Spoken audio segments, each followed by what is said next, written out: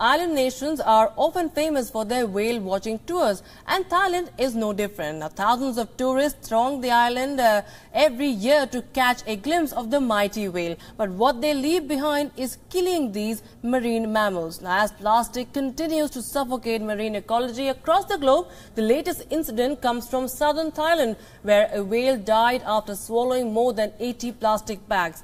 The male pilot whale was found barely alive in a canal near the Thailand border with Malaysia. A vet team tried to help stabilize the mammal. People used buoys to keep the whale afloat after it was first spotted, and an umbrella to shield it from the sun. But all efforts to nurse the whale back to health failed.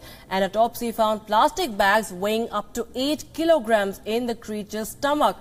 Thailand is one of the world's largest consumers of plastic bags, which kill hundreds of marine creatures living near the country's beaches each year.